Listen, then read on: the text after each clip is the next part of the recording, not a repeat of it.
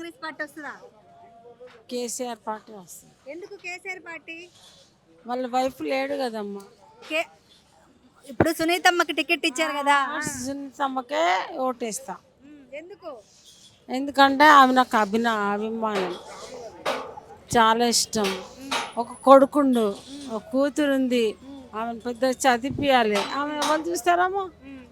ఆ? పెద్ద పెద్దలు ఉన్నారంటే చూసుకుంటారు. ఆమెకు భర్త లేని ఊళ్ళకు నాకు భర్త లేడు, కొడుకు లేడు. నాకెంత బాధ ఉందో నాకు ఆమె మీద కూడా అంత బాధ ఉంది మేడం. మొన్న ఏందో ఆమె ఏడ్చారు కదా. ఏడిచిరా ఏడిస్తే ఎట్లా ఏడిస్తే ఓట్లు వస్తాయి అంటున్నారు కదా. ఏడుస్తే ఆమె బాధకు ఓట్లు వస్తాయి. ఆమె ఏడిచినది కాదు, ఆమెను చూసి అందరు ఏడిసిర్రు. నేను కూడా పోయినానమ్మా. ఎట్లా గోపీనాథ్ గారు ఉన్నప్పుడు ఎట్లుండే? ఆయన కరోనా టైంలో ఎవరింటికి అన్నం లేకుండా డేక్షలతో అన్నం కలిసి ఇంటింటికి పంపించిండమ్మ. కూరగాయలు, బియ్యము, మళ్ళీ అప్పుడు మనిషికి 10,000 రూపాయలు కూడా బాబా బస్సింతటి పంపించిండు. మాకు అందినాయి. ఆ విశ్వాసంతో నేను ఇక్కడ వచ్చిన అంతే. రేవంత్ రెడ్డి పరిపాలన ఎట్లుంది ఇప్పుడు?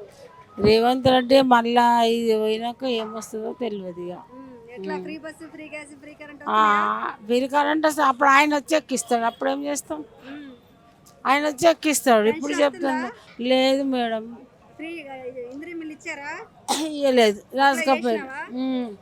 వచ్చింది అమ్మాయి అని ఇట్లా ఫోటో తీసుకొని పోయిండు. ఇవ్వలే.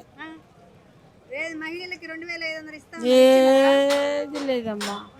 పిల్లలకి పిల్లలకి తులం బంగారం ఇస్తా ఉన్నారు, ఇచ్చినారా? ఏది ఇవ్వలేదు. అప్పుడు కేసీఆర్ ఉన్నప్పుడు పెళ్ళి బరపైసలు, సాది బరపైసలు వాళ్ళు ఇచ్చిండమ్మా. ఆయన ఇచ్చిండు, ఈయన ఏమి ఇవ్వలేదు. ఎట్లా ఇప్పుడు కేసీఆర్ రావాలా మరి? మాకు కేసీఆర్ వస్తేనే మాకు 6,000 పింఛన్ ఇస్తానని చెప్పిండు. అది